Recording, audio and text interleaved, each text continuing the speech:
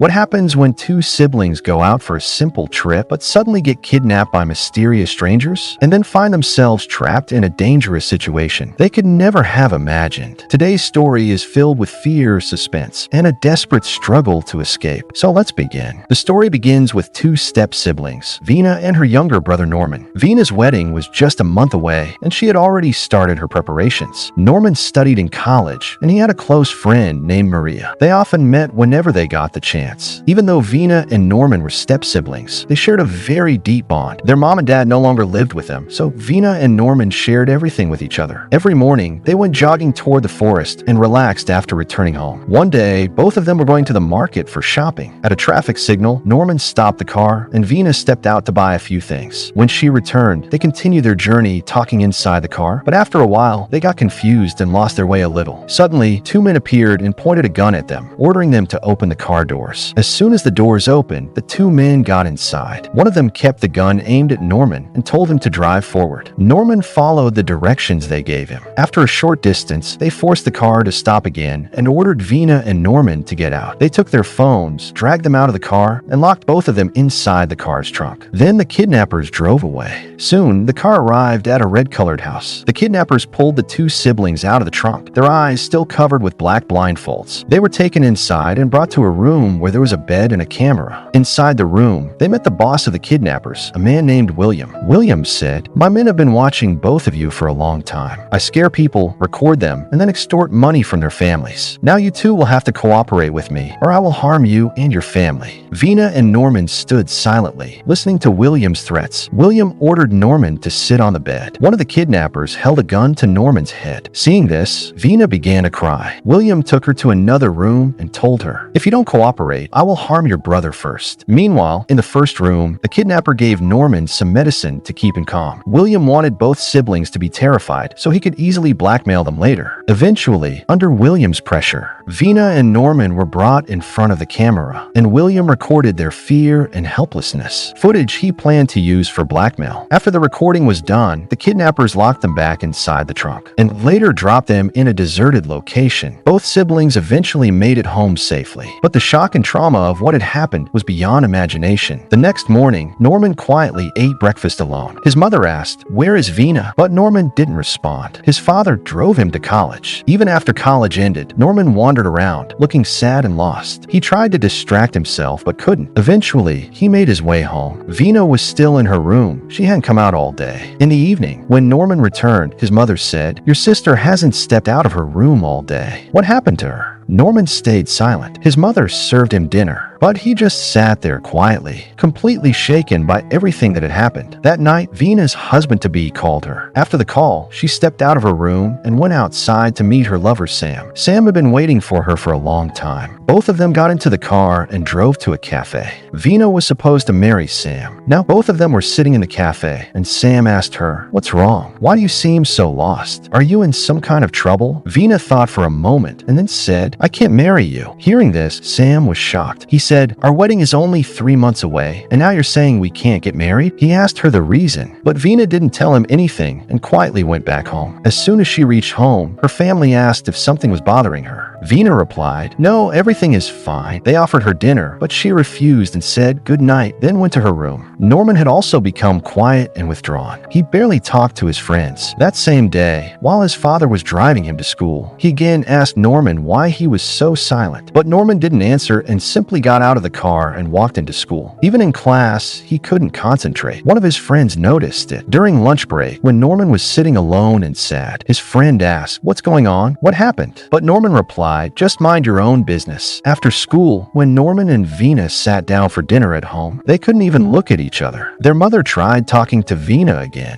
but Vina quietly got up and went to her room. Vina started spending most of her time locked in her room, while Norman went to school every day, and then stayed in his room after coming back. Days passed like this. One day, Vina got ready for school, but instead of driving to school, she turned her car toward a hospital. There, she met a psychiatrist named Eva and told her everything that had happened, and she broke down crying.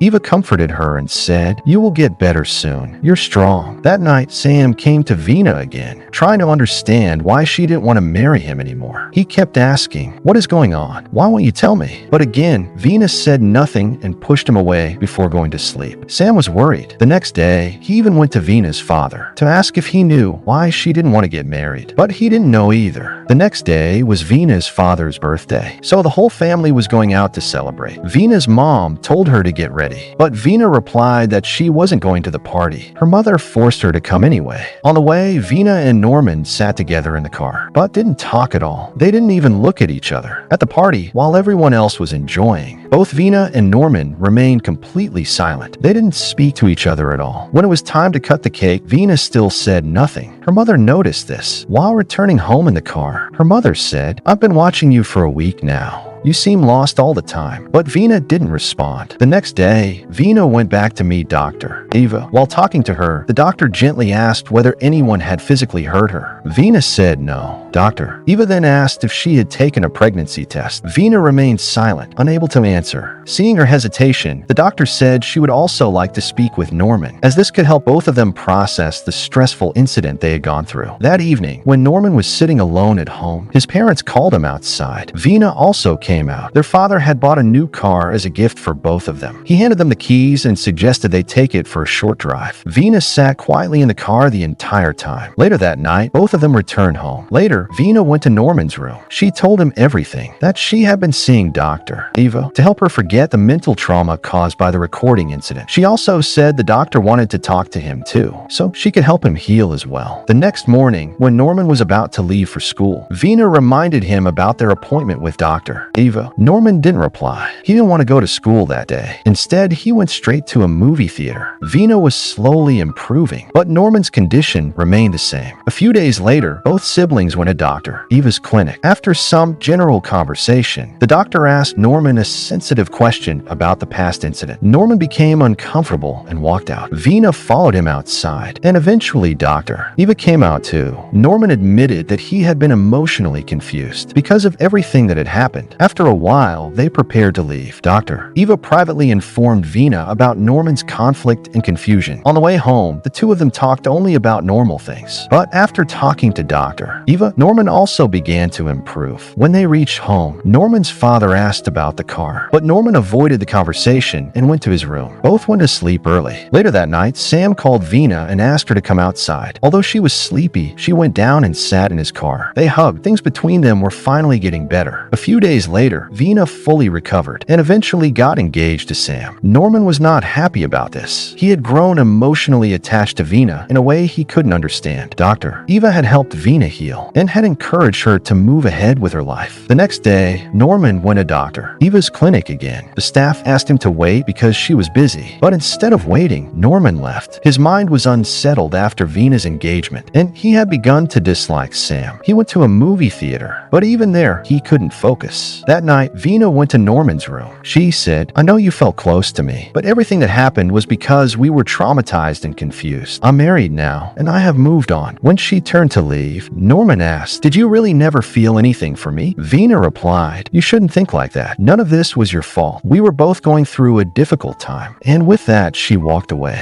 Late at night, Norman couldn't sleep. Restless and emotionally disturbed, he walked into Vina's room and clumsily knocked over a glass of water. The next morning, Vina was stressed and anxious, while Norman slept peacefully as if nothing had happened. All day long, Vina kept thinking about her future. After deep thought, she went straight to Sam. She wanted to marry him as soon as possible, so she could leave her parent house and start a new life with him. Meanwhile, Norman had been withdrawn for days, and his mother kept trying to talk to him, but he said nothing. Preparations for Vina's wedding began soon after the engagement, and this made Norman even more upset. One day, he went to meet a friend, hoping it would cheer him up, but even there, he felt no joy, and eventually returned home. Vina's wedding was only 2 days away, and Norman grew more miserable with each passing hour. He didn't want Sam to take Vina away. He even began following Sam around out of frustration. At the wedding, everyone was celebrating, dancing, singing, enjoying, but Norman walked around quietly, lost in his own world. At one point, Sam went into the washroom, and Norman followed him with a dangerous intention, but backed out at the last moment. Instead, he poured himself a drink drink, trying to calm down. He later went to Sam and handed him a drink as well. Sam had no idea anything was wrong, so he drank it without suspicion. By morning, Vina's wedding rituals were complete. She prepared to leave with Sam. Norman said goodbye to Sam first, and then hugged Vina tightly. Unable to accept that she was leaving, Vina gently pulled away and finally left with Sam. Norman had developed strong emotional feelings for Vina, but she chose to move forward with her life and marriage. Norman once admitted he had felt emotionally close to Vina after everything they had gone through, but Vina never accepted that she felt the same. She didn't want to break social norms and wanted to stay within the boundaries expected of her. Perhaps she, too, had started caring for Norman, and that scared her. That's why she rushed into marrying Sam, hoping distance would help her forget the past. As for the video William had recorded, it was never found. It never appeared in the market, nor anywhere on the internet. This entire story is said to be based on a true incident that came to light many years later, and with that, the story comes to an end.